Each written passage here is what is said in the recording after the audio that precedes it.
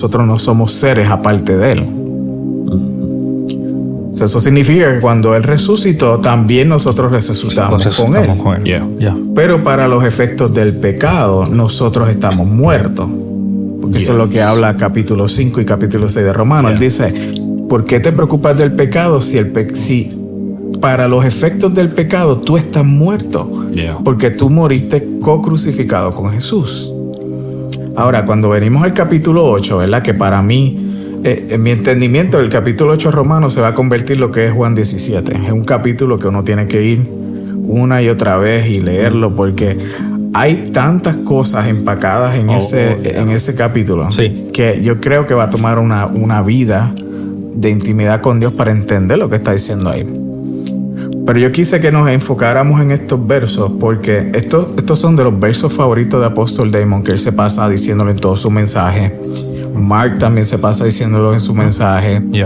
Y yo acabo de pasar 2 semanas traduciendo este capítulo para The Hope Translation y quise tomarme el tiempo simplemente en honor de lo que he oído de nuestros padres espirituales, ¿verdad?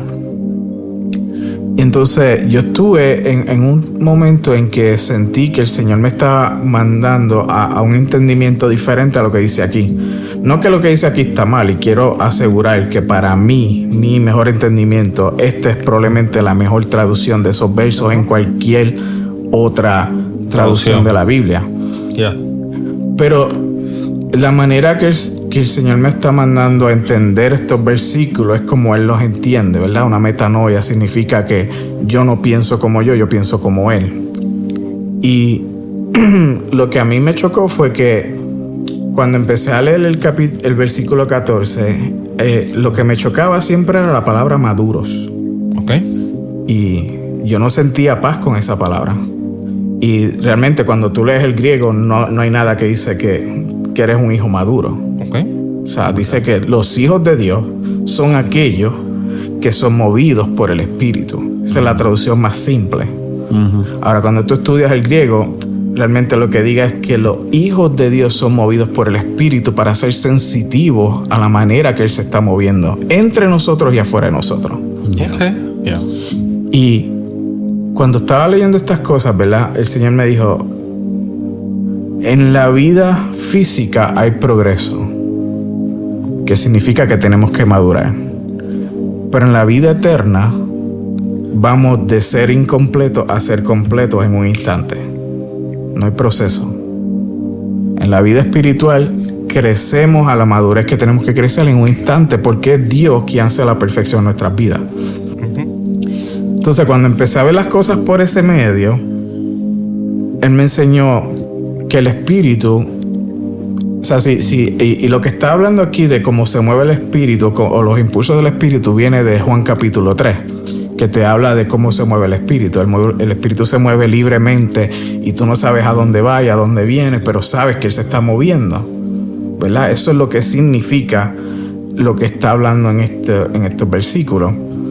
Y el Señor me llevó a ese capítulo 3 de Juan y empecé a verlo de la perspectiva que Él estaba enseñándole entonces y cómo Juan está utilizando esos versículos, Pablo está utilizando esos versículos en los Romanos para enseñarle, mira, si tú eres hijo de Dios, tú vas a ser movido por la sensitividad que hace el Espíritu dentro de tu vida, que te mueve a sentir cuando Él se está moviendo dentro de ti y afuera de ti. Porque lo que está haciendo, ¿verdad? El Espíritu Santo lo que hace es traer la transferencia de identidad de Dios hacia nosotros. Trae esa reidentificación a nuestras vidas, la reformación, ¿verdad? Y eso no es realmente lo que quiero llegar. Estoy tratando de adentrarlo a este modo de pensar para explicarle. Porque en otras traducciones de la Biblia dice que Dios nos ha adoptado hacia su familia. Eso es lo que estaba anotando. Ahí es que iba. Ese es el verso 15. Exacto. Otras traducciones de la Biblia dice, porque Dios nos ha adoptado hacia la familia de Dios. Específicamente déjame leer, es el verso 15. La Nueva Traducción Viviente lo dice así. Y ustedes no han recibido un espíritu que los esclavice al miedo. En cambio, recibieron el Espíritu de Dios cuando Él los adoptó como sus propios hijos. Ahora lo llamamos Abba Padre. Amén. Y sabemos, ¿verdad?, que es una de las palabras favoritas de Apóstol Damon, das eutisia, que le hemos oído muchas veces, que habla de la adopción. Pero realmente esa palabra no significa ser adoptado. Esa palabra significa yo he sido establecido como un hijo en la familia. Porque en la cultura de los judíos no hay tal cosa como una adopción. En la cultura de los judíos, si ellos aceptan a una persona a su familia, o sea, ellos lo establecen como hijo, le dan la identidad de ellos como familia, y desde ese día esa persona vive como un hijo de ellos.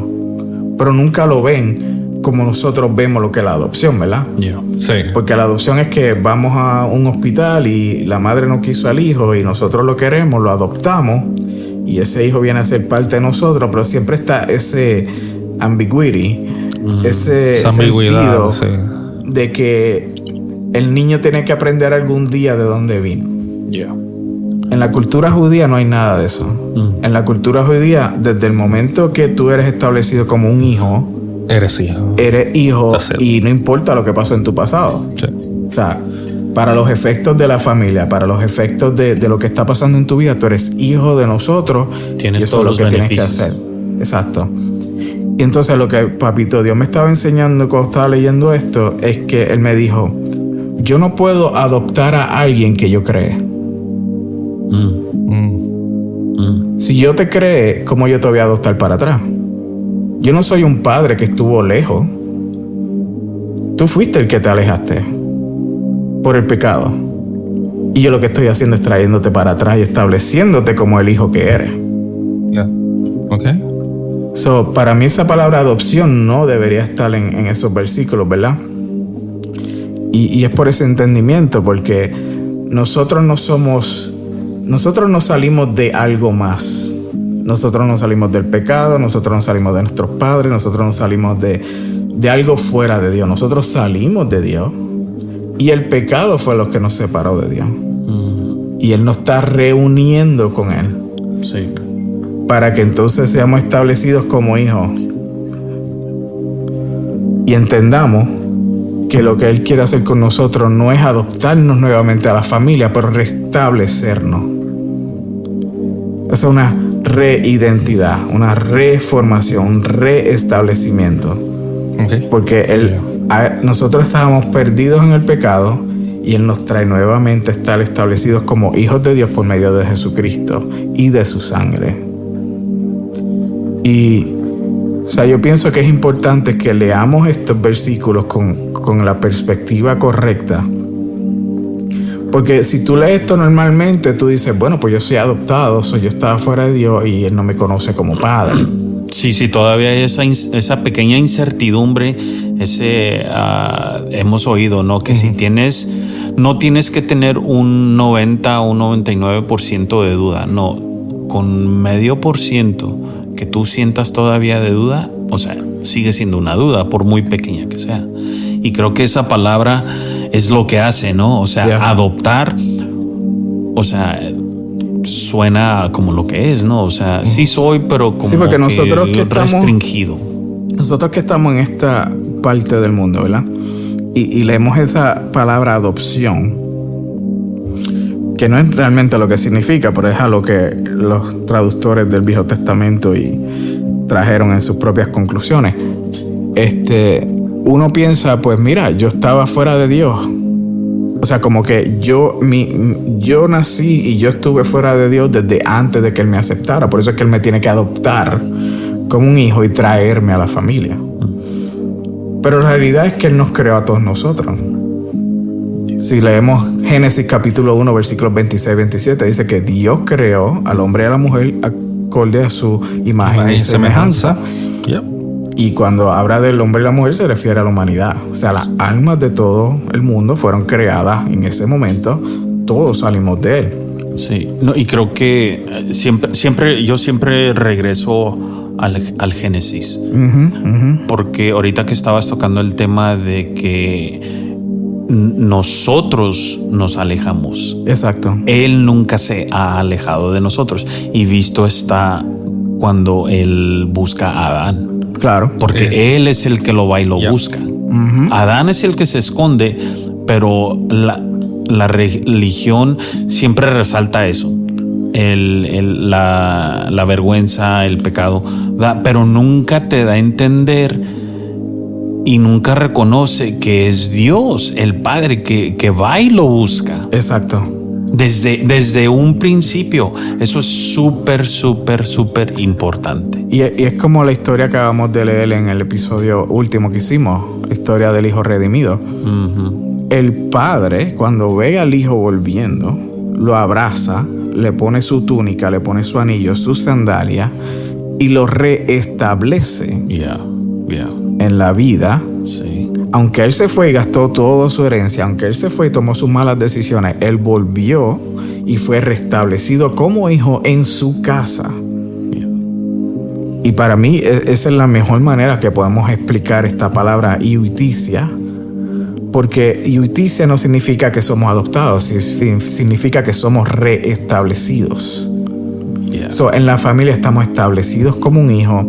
Y yo sé que aunque la historia que Jesús dio en Lucas capítulo 15 no te dice qué pasó después de eso, pero por lo que hizo el padre se entiende que el hijo se quedó como hijo. O sea, quizá él no recibió una herencia al final como su hermano o lo que sea, pero él fue restablecido por su padre como hijo en su casa y probablemente no tuvo que hacer lo que él intentaba hacer, que era de trabajar como un sirviente, ¿verdad?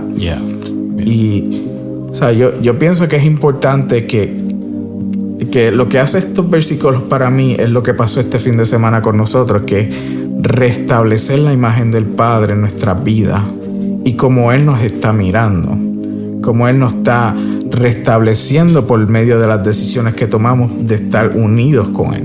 Sí. Y es una revelación que cuando Jesús estaba caminando en la tierra, que Él traía la imagen y la revelación del Padre. El sistema de religión usó eso como la gasolina que se le echaba al fuego, ¿no? Claro. O sea, buscaban otras formas de acusarlo, pero en realidad era eso, porque ellos en su religión no lo podían ver a Dios como el Padre, y ver que Jesús venía en eso tan controversial, ¿no? Contra lo que ellos venían, su tradición, su religión les venía enseñando por muchísimos años. Y hoy en día esa misma revelación todavía es controversial, porque el sistema religioso te sigue enseñando lo mismo. Sí. Te sigue enseñando lo mismo, de que hay algo que tú tienes que hacer para merecer. Y aquí en estos textos, o sea, nos dice que no, o sea, completamente no, o sea, no hay nada que hacer. No, para los fariseos, que Jesús dijera que Dios era el Padre de él, era herejía. Sí, eso era un escándalo. Era un escándalo, porque ellos, por eso fue que querían apedrarlo. Cuando tú lees Juan capítulo 5, él está hablando de eso. Y que ellos hacen, ellos quieren apedrarlo porque dijo, tú estás hablando blasfemia, porque tú estás diciendo que Dios es tu Padre. Sí. Cuando realmente sí es el Padre, no solo de él y de todos nosotros. Sí. Y así el que escuche este podcast y que nos quiera tirar una piedra, pues que la tire, ¿verdad? A ver qué tan lejos cae. No la tire, no. Pero sí, y es importante como lo que está recalcar y aclarar, que la gente sepa que cuando hablamos de que la separación, que el pecado nos separa, o sea, que lo que quiere decir eso es cuando la palabra pecado, que viene de hamartia, que es sin forma. Exacto, sin forma. Eso es lo que significa hamartia. Uh-huh. De y meros. Negativo, meros, forma. Sin forma. Lo que significa la separación es lo que estaba señalando ahorita Carlos y Orlando, es que yo lo veo de esta forma, y Damon lo ha aplicado más o menos así, es que la separación ocurre de nosotros porque la ilusión de separación ocurre en ese momento. Porque no es que uno